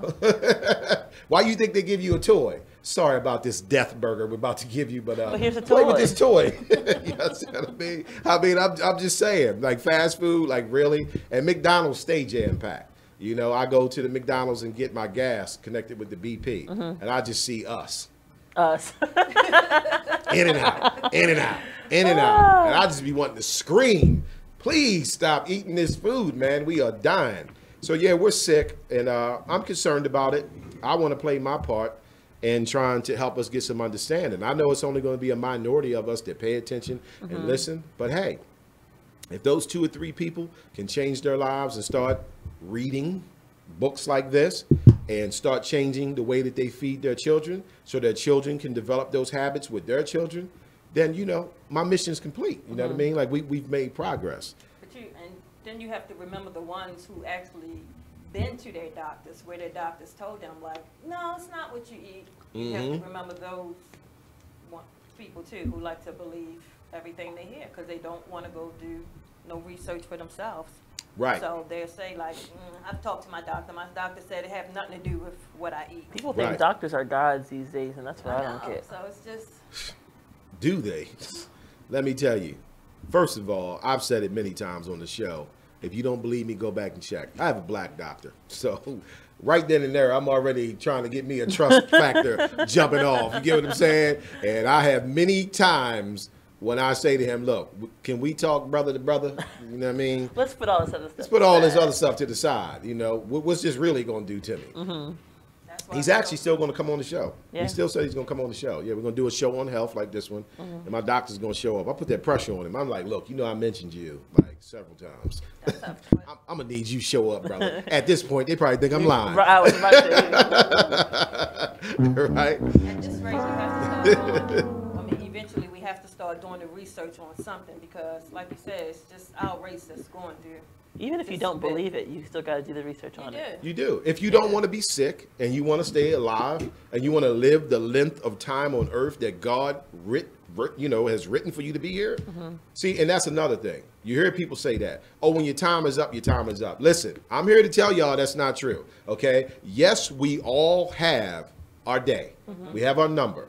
But what they didn't tell you is you can prolong that or you can also speed it up. Yeah. Depending on your behavior, on how you are with yourself. And that deals with everything from spirituality to your eating habits to how you treat people. Yeah. So you can change your time because so many of us think we can't change our time. You know what I mean? Somebody died 27 years old and they're like, oh, I guess it was his time. No, it wasn't. You know what I mean? It's called heart disease. It's called cardiovascular disease. So, you know, we got to get off of that nonsense either because we can prolong or we can speed it up. But we're going to take another commercial break. Stay with us. We are talking Eat to Live today. Dr. Joel Fuhrman.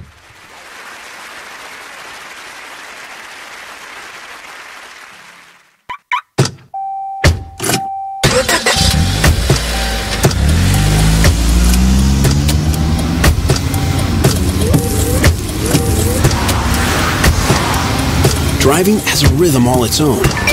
Don't wreck it with a text. Before you get behind the wheel, silence your phone. Or better yet, designate a texter.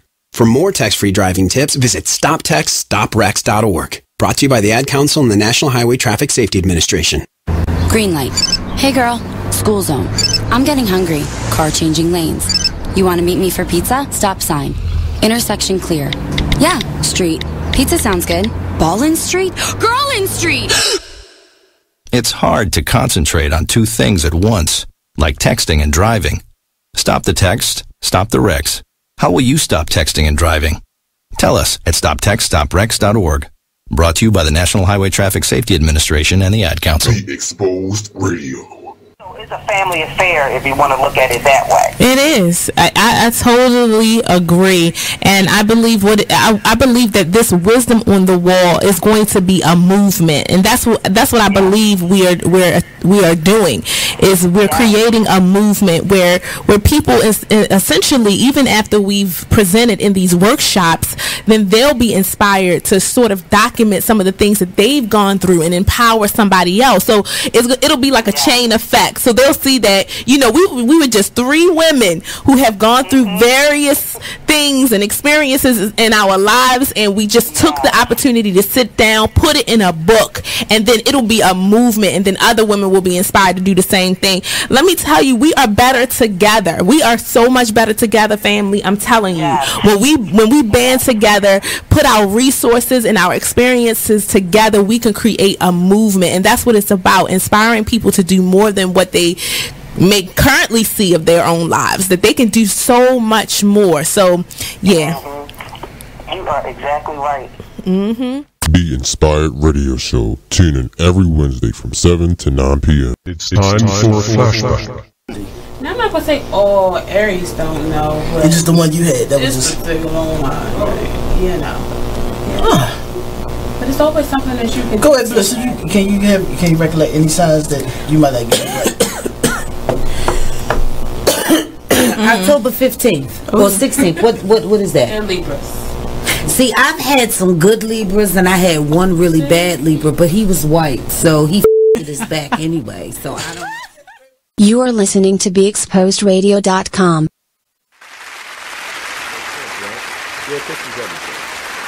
Literally everything. All right, so welcome back. Again, we are talking about Eat to Live. This is a book by Dr. Joel Fuhrman, and I implore you guys to order this. You can get it off Amazon. He's actually got quite a few books. I love recommending books, even though I know a lot of us don't take the time out to read. But I think it's just true. You know? Right. Say that again. We don't read enough? Or that you say it once a show that we need to read? I say it once a show, right? So what does that tell you I'm trying to do? Get us to read. That's right. I'm trying to get us to read because it's so much that we miss not reading. Do you know that white people have a joke about black people that says if you want to hide something from black people, put it in the book? I'm sure people in the audience heard that before. That's what they say. I am highly offended at that joke. I'm offended by that. I tell you what, I dare you put it in the book. I bet I'll read it. I'll know all your secrets. Well, I was going to say, if you're highly offended by it, then it's even worse when you find out that it's really in the books. Yes, it's in the books, right? Everything's in the books. And for some reason, we just can't do that. But today, we want to try to get a message out there to deal with what we suffer the most from as black people, which is heart disease, stroke, and cancer. Now, I left one out, homicide. But we're not talking about murder today. That is actually the fourth one. The top 4 things that black people die from is cardiovascular disease, stroke, cancer, and homicide. But today we focusing on health. And we'll do another show and talk about homicide, right? But today we focusing on health.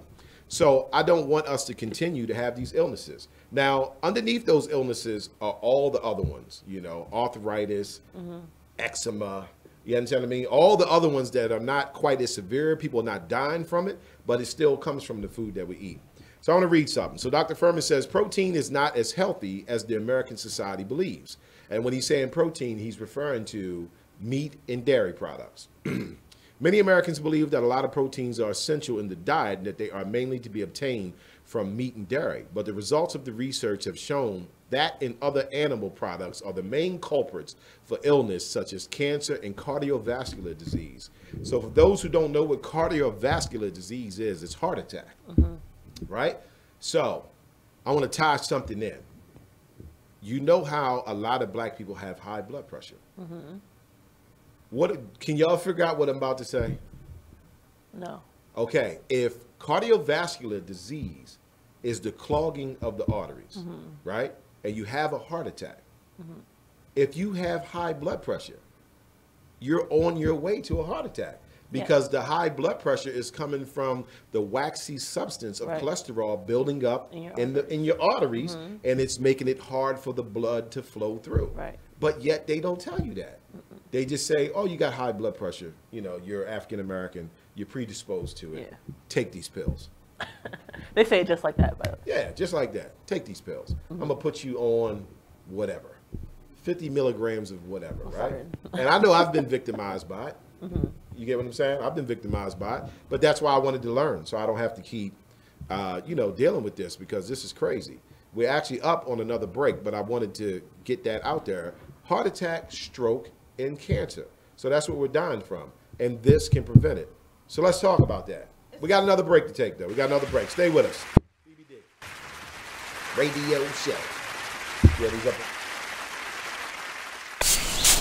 Whoa. The moment my son saw a redwood tree. It's huge! Is the moment I knew that for him. You can't even see the top of that thing. Even the sky has no limit. There are some moments only the forest can inspire. Find yours at discovertheforest.org. Learn about forests near you and discover cool things to do when you go. Your moment is out there. Find it at discovertheforest.org. Brought to you by the U.S. Forest Service and the Ad Council. The Artist Exchange Radio Show every Friday, 7 p.m. to 9 p.m., every Saturday, 12 p.m. to 2 p.m. Real artist, real talk, real live on BeExposedRadio.com. I was meeting with a friend yesterday, and I've gotten to the point where don't ask me a question because the truth is going to come out. Exactly. Just don't do it. If you ain't looking for the truth, don't come to me. Don't do it because I can't hold my tongue, and she wants to be this. Join the Just a Bit Outside crew every Monday, 8 to 10 p.m. on BeExposedRadio.com. You want to start off? I think I'll get it out of the way on a who's not. Okay, do it. The Orioles. Right, right. They got swept by the Royals. They lost 4 in a row, and the last 5 games have all been decided by 1 run. The game before, or the last game that they lost before the Royals was the Nationals, and it was Weeders, of course, one with a home run, hit the home run. Right. They were going into that National series. It seemed like they were doing so well, and they just crapped out. They got that game postponed, so who knows when they're going to replay that or play that game. That's my first not for the night. Okay. Okay, I'm going to go ahead and weigh in on my who's not, and I'm going to talk about the San Diego Padres. The Padres. That's okay. You just took my answer. They're in last place in the NL West. They've lost 8 of their last 10. Their run differential is a negative 65, which is just horrible. So when you have well, let me just talk about run differential a little bit. It's kind of like the how much you're winning or losing your games by, pretty much. Yeah. Okay. It's like the margin of victory, kind of. Right. So when you're in a negative number, that means that then your average game you're losing by a whole lot.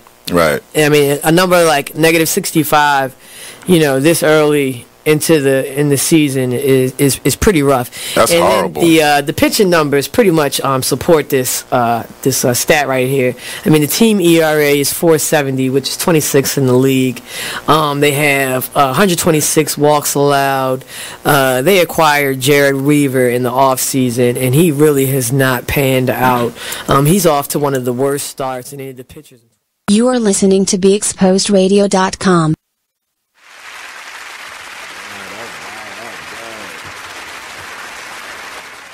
All right, welcome back. So we were discussing heart attack, stroke, cancer. And Dr. Joel Furman said it's meats and dairy that is causing all of that. Now, you made an interesting comment during the break. I forgot what it was already. You forgot what it was? Yes. I was trying to think of it, but I forgot that quick. You were saying something about it's like all of it should be reversed or something. Oh, yeah. That people feel like they can't change their circumstance or, reverse what's already been done. Right. But you can. And you said that that's how they're making us feel. Yeah, that you can't, get better or heal yourself from having high blood pressure or diabetes. Right. So the medical community makes us believe that we cannot cure ourselves of high blood pressure, cardiovascular disease, kidney disease, stroke, right? And again, it's a lie. I was like, what? They've been lying to us. I hold the L up for lie. They've been lying to us. You can cure all of this through what you eat, right? And, most of us are spiritual one way or another, right? And if you are, then it even says it in Scripture. The Most High said, I put all the, herbs and fruits and things on this earth that you need to sustain your body. And see, they don't want us to know that, but they'll give you a pill and then say, oh, this pill contains aloe vera in it. Well, why can't I just go get the aloe vera plant? IKEA sells them. Did it really? Yeah. I know the grocery store has them, but IKEA? Yeah, you never been in the plant section in IKEA? They got bamboo in there. They got aloe vera. And I'm just making a point that's readily available. You get what I mean? It just seems like at some point, like all of this should become common sense with as far as our health and what we're eating. It just seems like at some point it should be common sense. Well, what you're eating have to be affecting your health. I wish it was common sense for us. Unfortunately, I don't think it is. I mean, like black people don't even want to stop eating pork. Like you talk to black people about not eating pork, they have a fit. You understand me? I ain't no Muslim. I ain't no Israelite. What the hell does that got to do with eating pork? And that's their justification. Oh, that's what the Israelites do. That's what the Muslims do. But little do they know, you can go online right now and look up, should you eat pork? The medical community will tell you that you should not eat pork. The medical community will tell you that the bacteria as well as the viruses that are in pork does not die because you fried that bacon in the pan. That's why people have worms in them, you know, and they don't know it because they can't feel the worms, right? The worms is just in their intestines living. But they still. But you suffer from all the sickness. But they still listen to a lot of our elders too, who, you know, also tell people I've eaten pork all my life. Well, that's black people's justification. And My grandmother ate pork for 40 years. But what I was going to say is, like, they also don't tell the part where they ate walnuts for 40 years. And they also don't tell the part that their grandmother has had arthritis since she's been 19. So. You know what I'm saying? They don't tell that part either. That her knuckles, you know what I mean, don't look normal. Her hands sit like this. But nobody think they got to do with pork. Or that she's been on 10 different medications. 10 different medications. She can barely stand up. She can barely move. Her feet are swelled up every day. Like, they don't tell those parts. They just want you to know that's what their grandmother ate, and I'm going to keep on eating pork, which, by the way, I'm fine with. You know, like anybody that's on a suicide mission, I'm not stopping you. I just put out the information for those who want to learn something. But that pork been killing black people for years. Black people don't even, like, I've had conversations with brothers, and the brothers say, man, it's like the third time I done had a sinus infection in the past 2 months. And I'm not around no children or nobody sneezing on me. And I'm like, have you ever considered this the pork chop you eat? Nobody thinks like that. Do you think there's not a correlation between They don't think it's a correlation. It's because they weren't taught, right? We weren't taught that. But that's why we do what we do on the Black by the Man radio show. Your sickness is coming from what you eat. And I did want to say, when I said, you know, they was eating walnuts for the last 20 years, that was a good thing, not a bad thing, because I don't want nobody coming back at me. So, Right. Walnuts is good. wonderful. I know they're good. So. Walnuts is a Dr. Sebi approved nut. Right. Right? Let me read a couple comments here, though. Nate says our behavior is passed down. Absolutely. That's what I'm saying. I think we need to start having discussions so we can understand the importance of learning this information, because it's not just yourself you're saving. You're saving your children. You're saving your relatives. You get what I mean? Because we're passing down all these bad habits. And, you know, we're victims of this. We're victims of the American diet. You know, SAD, the Standard American Diet. That's what the acronym's for. So it's nobody's fault. But we do have to start having these conversations. And if you have people coming forward trying to educate you about it, take your time, listen to it, and then research it. You know, nobody asks you just to believe anything somebody says. Check it out. This is the book right here, Eat to Live. We just want folks to know better so they do better. That's all. I'm simply taking the ignorance out of our hands. I'm not going to allow all of us to walk around and say, I've never heard that in my life. You heard it here. You heard it here. That's you know what I mean? Thing. Like, I feel like as adults, if anybody's giving you some information, whether you choose to believe it or not, at least take the time to investigate it and then decide. Make an educated choice to say, okay, well, what he was saying was facts. Don't just write it off just because it came from him. Just because you feel like it's not true or it couldn't be true. Right. What does he know? Right? What does he know? And we have that approach with ourselves, right? What does he know? What does she know? But in our reality, you should investigate it. You should check it out, or you'll just stay sick. You know, like, I'm not going to allow someone to tell me some information that can not only save my life, but change the quality of my life, as well as the quality of the life of my children. And then I never even take time out to even see if it was truth in it. Because you put me on to What the Health, and when I watched that, I was like... Blew your mind, Blew my mind, and I haven't drank milk since, let me tell you that. And milk is just something horrible, you know what I mean? It's something horrible. But I think one of the biggest struggles with black people is that pork. We can't leave that pork. We are some porky pig eating people, boy. And that animal is killing us. And like I said, we know about larger diseases, stroke, cardiovascular disease, cancer. But nobody ever thinks that that bacon that they ate for 3 mornings last week is why they got a cold the week later. And the doctor not going to tell you that. You know what the doctor going to say? Something in the air right now. It's a virus going around, right? The stomach virus. I can't even get around black folks and talk about I don't eat pork. They get mad at you. They literally get mad. They get an attitude behind it, like you're uppity if you don't eat pork. Oh, how about this one? It's terrible. You was raised on pork. You've been eating pork since you've been a baby. Yes, and that's why I don't eat the shit no more. You understand what I'm saying? Give me a break, man. Like, that is not no justification for learning. If my mama knew what pork was doing to us, she wouldn't have fed it to us. Right. If you knew better, you would do better. If you knew better, you do better. Yeah. So we trying to help people know better so they can do better. And this book it's a wonderful book, man, because he breaks down micronutrients. I was not familiar with micronutrients. I never even heard of that in my life. But micronutrients are essential, right? And you can't get it from meat and dairy products. Now, with my journey, the toughest thing for me was not the meat. It's the dairy. Cheese.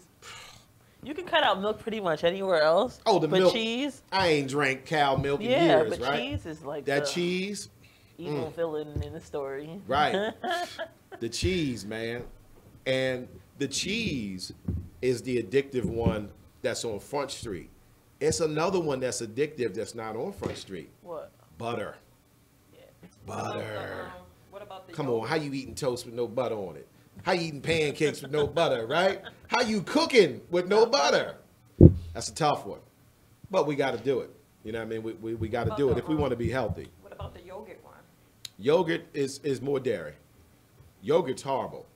On the documentary, What the Health, he proved that the yogurt industry pays off the cancer industry to prevent the cancer industry from saying, don't eat yogurt, it causes cancer.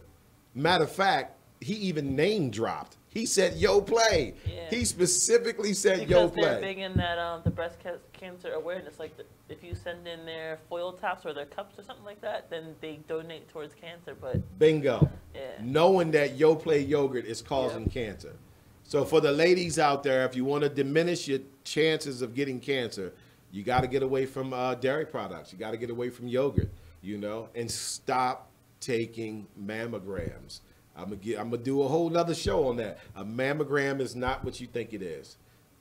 I'll just give sidebar. Yeah, right? sidebar that. I'm sitting here waiting for you to explain it. I'm finna give it to you. Okay, a mammogram, first of all, has radiation in it. So they're putting radiation in your breast, which is cancer causing, right? And then number two, if you were to have, say, a tumor in your breast, the squeezing of the mammogram machine causes the tumor to become cancerous because you're putting pressure on it and it bounces back off that by producing more cells. So even if you had, say, a speck of cancer, right, in your breast, 2-3 mammograms is going to make that thing grow to that. The radiation is going to feed it. Yeah. The mammogram machine is going to keep squeezing on it. You know, it's just like a muscle. You know what I mean? It's going to want to resist that pressure. It's going to come back stronger. So they are literally giving people cancer by telling women, come get a mammogram. So Brother Mike is telling you, research it. Yeah, don't go get a mammogram. Don't go get a mammogram. I've dealt with cancer for the past 15 years. And you guys know why. You get what I mean? And I've lost a loved one behind cancer. I've done a lot of research in cancer. Don't get a mammogram. Don't get nothing. Don't get a prostate exam. Don't get a mammogram. Don't get none of that.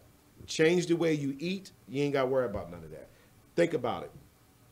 I just had someone last year who got diagnosed with cancer. And you know what I said to her? How do you know you have cancer? She's like, what do you mean? I said, how do you know you have cancer? She's like, well, that's what they said. I said, exactly. Ain't nothing wrong with you. Have you been sick? Do you have any tumors on you? Like, what is it that's making you feel that what they told you was the truth? And the first thing they started talking to her about was cutting her breasts off. I'm telling y'all, don't do it. That's enough of the sidebar. Let's get back. Back to nutrition. So anyway, yeah, we can change everything about our health through what we eat. So I want to introduce y'all to an acronym, right? The acronym is called G-BOMBS. You ever heard of G-BOMBS? No. Okay, so this is an acronym created by Dr. Joel Fuhrman and his book, Eat to Live. G-BOMB. It stands for greens, beans, onions, mushrooms, berries, and seeds. If you eat those things every day in your diet, you'll lose weight, You won't have cardiovascular disease. These are some of the main foods that prevent all of that. So that's G-bombs, greens, beans, onions, mushrooms, berries, and seeds. And if you read his book, you'll see he goes over that. And even if you go online on YouTube and check out the Minister of Wellness, he focuses on the G-bombs. So if we just look at what we eat, how much of the G-bombs are we eating? I try to eat a fair amount, but before I learned it, I was like, I think I'll get some onions on a cheesesteak. Right? I throw some mushrooms on pizza, you know? I think the only thing I don't eat on a daily is like the berries and seeds part. Berries, seeds, and nuts. Yeah. Which is very important because they provide protein that we think we need to get from meat. You know what I mean? But you can actually get it from plant-based foods. You know what I mean? So the overall picture is this.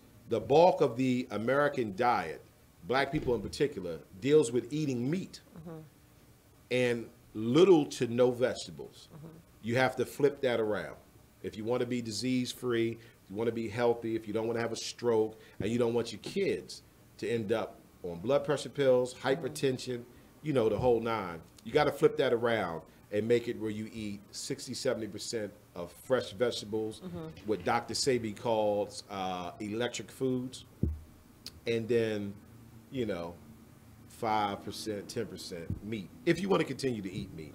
My recommendation for everyone is to get off meat for a while. I know everyone doesn't want to leave meat completely, but I'm saying when you look at the damage that our bodies have suffered from eating meat, we're not in a position of just reduction.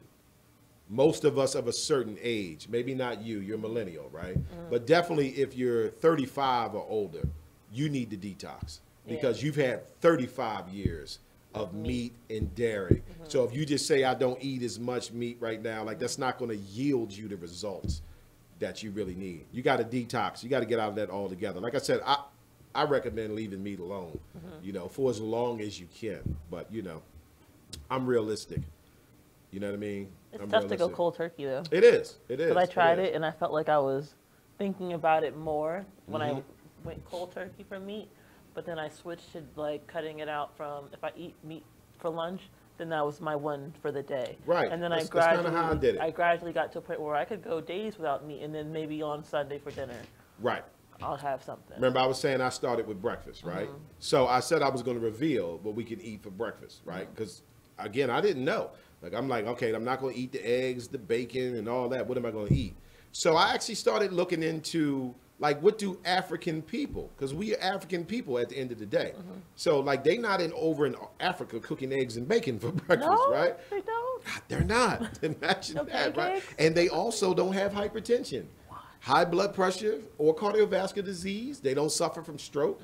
You know, so for breakfast, they actually eat fruit, vegetables, seeds, nuts. In a westernized culture, you can make a smoothie. So I'll make smoothies for breakfast, or I'll buy one from Panera.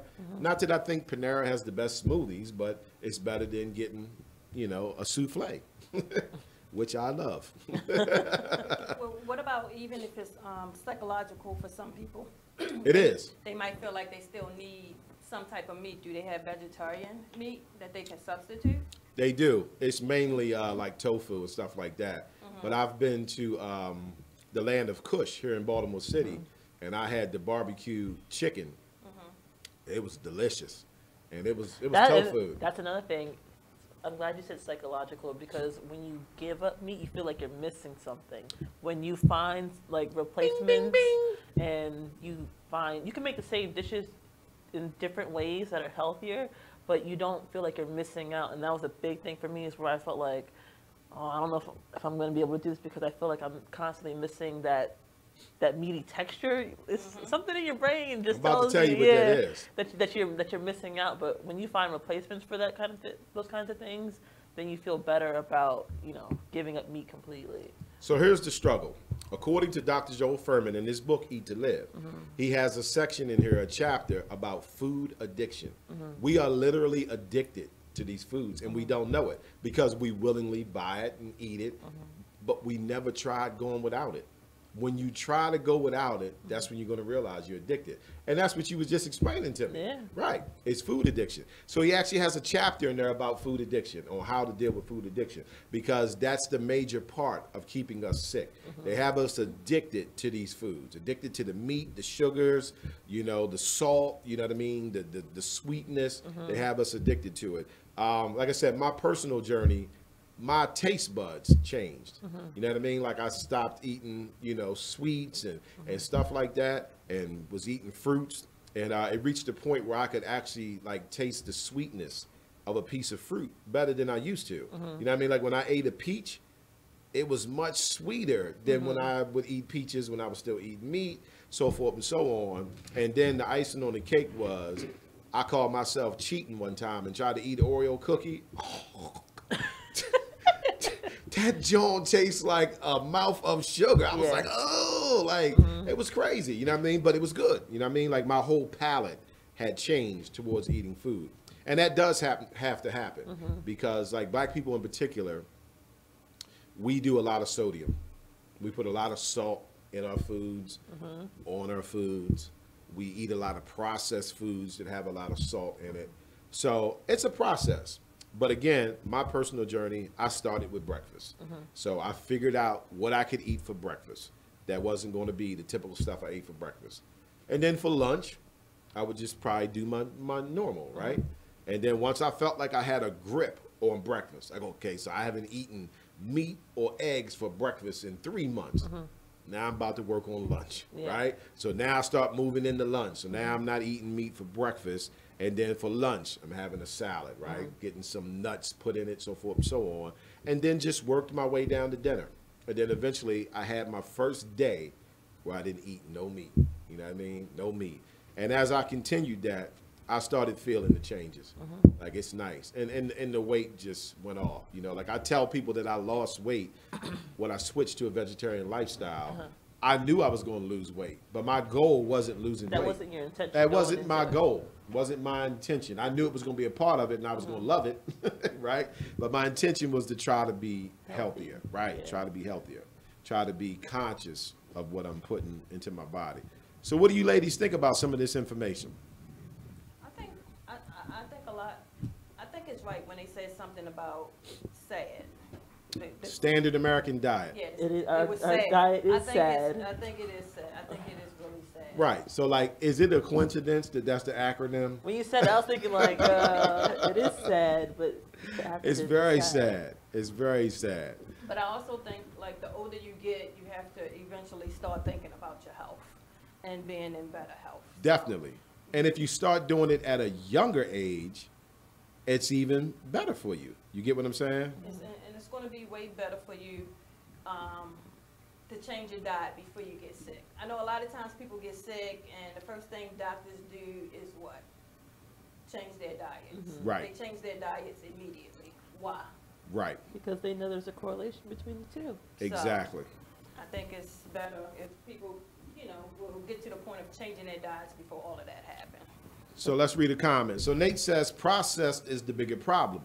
Vegan food can also be processed. Very true.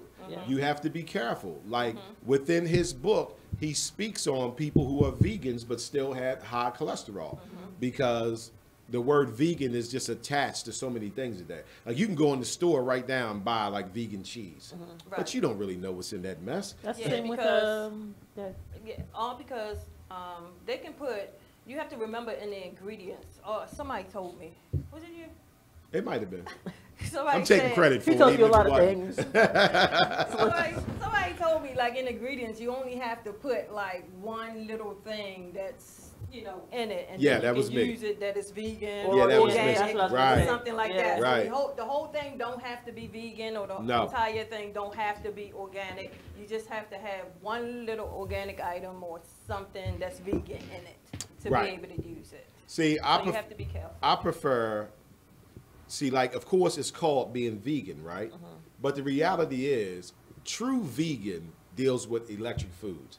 A true vegan isn't eating anything processed. You get what I'm saying? It's all electric foods. So that's why Dr. Sebi didn't call it being a vegan. He called it eating electric foods, meaning he only eats foods that are grown naturally on Earth. Not something someone took that was natural and processed it and turned it into something else. So that was a great comment, Nate, because that is something people need to know. Vegan doesn't always mean that you're still going to have low blood pressure, you know, or normal blood pressure and no cardiovascular disease. You lose weight, but you can still be just as sick as everybody else. You actually have to do electric foods. You know what I mean? Electric foods. Let's see, let's look at another comment here. Marsha Lucas, what's up, Miss Lucas? Marsha says, I love my onions. They keep me from being congested, especially my onion pickles.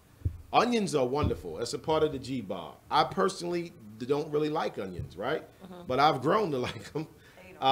Of the onions, the red onion is the one you want to use the most. So I do have red onions put in my salad. It's a task eating them sometimes. No, my breath is kicking afterwards, but you know, I'm trying to stay alive here, you know what I mean, trying to stay healthy. So yeah, onions is a good one. Onions is a part of the G-Bombs. For anybody who tuned in with us, they might have missed the acronym G-Bombs. It stands for greens, beans, onions, mushrooms, berries, and seeds. These are the things that we're supposed to eat. Like I've been training myself when I want a snack to try to eat like some nuts or some dried fruit or something like that. And it's a challenge, you know what I mean? It's a challenge, but we get it done, you know what I mean? Like I get it done, and I still dip in and get a donut every now and then. Gotta be real, gotta be honest. Yeah, I gotta be honest, you know, like we're so transparent at the BBD show. And you know, and the reason why I do that quite often is because, again, as a black person, I know how our people are. If you start telling black people something, the first thing they do is look at you. I feel that you should need to eat more greens. How many greens you eat? You get what I'm saying? So I constantly try to make people understand, listen, we're not the masters. You know what I mean? We spreading the love, spread the information. Because, you know, we get questioned. You know what I mean? We'll get questioned. I only eat greens. Everybody who know me, y'all know. I eat what I'm supposed to. Right? Eating them greens. That's what you said. That's what I say out my mouth. Eating them greens. Nate, we at the end of the segment? Hey, okay, we got one more minute. Hey, Marsh. So for everybody out there, we just wanted to bring you this book today. It's called Eat to Live by Dr. Joe Fuhrman. And we just want to get you interested in trying to save your own life. That's all. Accountable. How about that? Yeah. Be accountable for your own life. True, Right. true. Stop going to other people wanting them to save you. Yeah. Right? Get your own education. Watch the BBD radio show. We Learn tend something. to deliver. Learn something, right? We all learn together. We in this together. So yeah, so we got to remember the G-Bombs, the greens, beans, onions, mushrooms, berries, and seeds. I'm going to be honest. I get that little seed mix from Wawa. Oh, that's a good mix. Is it? Yeah, it got walnuts in it, pumpkin seeds, almonds, dried cranberries. Like, it's good. It's pretty good. But anyway, we out of time. So hopefully this helped you guys today. It definitely helped us. So again, this is the book, Eat to Live, Dr. Joe Fuhrman. I'm not getting paid to advertise his book. I do this for my people. Everything ain't about money for me, right? So check him out. You can go to Amazon, get the book, and you'll see he's got a list of other books. But we've reached the end of this show. And maybe we'll come back, revisit, and talk some more. I actually just ordered two more books of his. One is called Fast Food Genocide, and the other one's called The End of Heart Disease. So I'm going to read those books, and I'll bring those to you as well. But we're going to go ahead and sign off, and I want to thank everybody for tuning in with us. Lovely Miss Janice, Miss Glam by Sam. I'm your host, Brother Mike. I'll catch you on the flip side. It's the black side, baby. Peace.